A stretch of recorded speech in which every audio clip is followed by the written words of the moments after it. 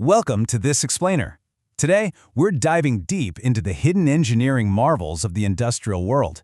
Have you ever looked at a massive industrial plant and wondered how those colossal, towering tanks manage to stay perfectly upright? Well, today, we're going to unpack exactly how engineers conquer extreme environmental forces to keep these gigantic vessels standing strong. So let's jump right into it. It's a pretty fascinating question, right? I mean, we're talking about massive pieces of equipment here, often weighing hundreds of tons, filled with super heavy liquids or highly pressurized gases. How in the world do they survive the constant, relentless pull of gravity, hurricane-force winds, and even violent seismic shifts during an earthquake, all without collapsing or just completely tearing themselves apart? Well, the answer lies in what we call a support. Now, a support is not just some simple metal stand or a basic table leg. Not at all. It's a highly complex, heavily engineered foundational structure. It has to perfectly calculate and counter the vessel's dead weight, aerodynamic wind loads, and those unpredictable seismic vibrations. It is literally the anchor of any industrial facility. To really understand how these supports work, we first need to look at the vertical and horizontal divide. The entire engineering approach completely changes based on the orientation of the equipment. You can basically categorize these massive vessels by their shape. You've got your towering vertical giants reaching straight up into the sky, and then you have massive horizontal vessels stretching out long and flat. The crucial point here is that the shape and orientation completely dictate the type of support engineers have to use. You simply can't support a vertical tower the exact same way you'd cradle a horizontal tank. Let's start with those towering vertical giants and their skirt supports. When a vertical vessel gets incredibly large, specifically when its diameter pushes past 2 to 3 meters, standard legs just aren't going to cut it. Instead, engineers turn to something called a skirt support. A skirt is essentially this massive, hollow, cylindrical metal base welded directly to the bottom of the vessel. It extends downward to seamlessly transfer all that massive weight and wind load straight into the concrete foundation. But you can't just rest a gigantic metal tube on some concrete and hope for the best, right? You really need to bolt it down. That's where anchor chairs come into play. These structural housings at the base provide a heavily reinforced, flat surface to securely bolt that immense skirt to the ground. This is the exact spot where human engineering literally battles the extreme forces of nature.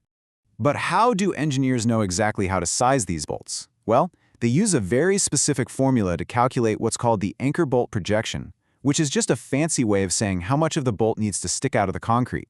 You just add up the height of the anchor chair, plus a square washer, plus double nuts for ultimate security, and finally throw in an extra safety margin on top.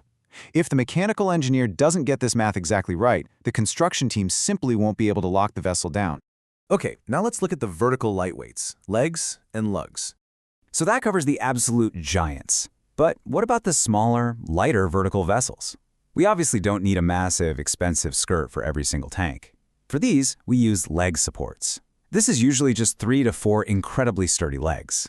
And what's really cool is that engineers don't even have to custom design these from scratch most of the time. They're typically just made from standard structural steel, things like angle iron, C-channels, or H-beams.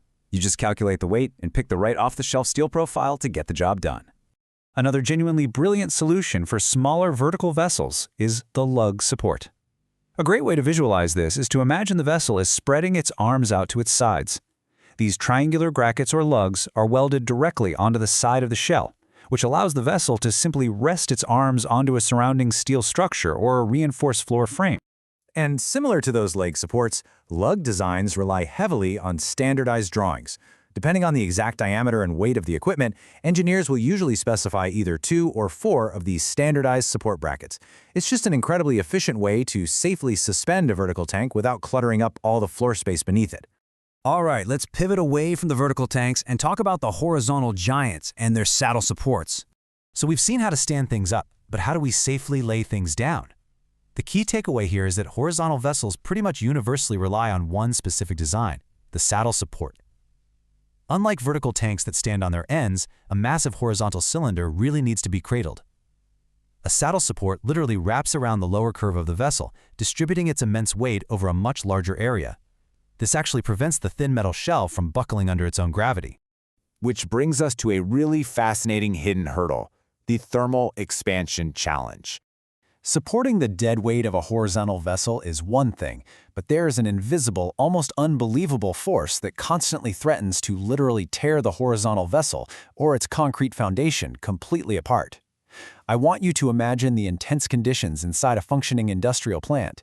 We aren't just storing water at room temperature here. These vessels operate at extreme heat. So what actually happens to a massive metal cylinder that might be 10 or 20 meters long when it gets incredibly hot? The answer is thermal expansion. It's a basic law of physics. As the metal reaches extremely high operating temperatures, the metal atoms vibrate and push apart. The vessel actually stretches and grows in physical length. We're talking about millimeters or even centimeters of actual growth. And if that immense pushing force has nowhere to go, it will buckle the steel shell or completely shatter the concrete foundation below it. To solve this, engineers came up with a brilliant dual support system. A horizontal vessel almost always has two saddle supports. One is the fixed side, which is bolted firmly and rigidly down to the concrete. But the other one? That's the sliding side. This side is specifically engineered to move. Think about it. If both sides were rigidly fixed, the expanding metal would tear the whole system apart. By letting one side slide freely, all that thermal stress is safely relieved. But how exactly do you bolt something down and still let it slide? Well, engineers cleverly use slot-shaped holes on the base plate of that sliding saddle. So instead of a tight round hole, the bolt actually goes through a long oval slot. As the vessel heats up and grows, the saddle itself slides along the foundation, while the anchor bolt simply travels safely down the length of that slot. It's simple, but incredibly effective. Of course, there's a catch. Sliding a multi-ton steel saddle across rough concrete or steel creates massive friction. So engineers place special sliding plates underneath the sliding saddle. Often you'll see these bright blue strips. Those are actually Teflon sliding plates. By placing that heavy saddle directly on top of Teflon, it drastically lowers the friction, allowing the massive horizontal vessel to glide smoothly as it expands. Now, standard metal plates are sometimes used for the lighter horizontal vessels. But when you're dealing with extremely heavy equipment or specific recommendations from a vendor, Teflon is absolutely the go-to material. It just ensures that no matter how heavy the tank gets, that sliding action happens flawlessly, protecting the integrity of the entire plant. Which brings us to a really thought-provoking conclusion.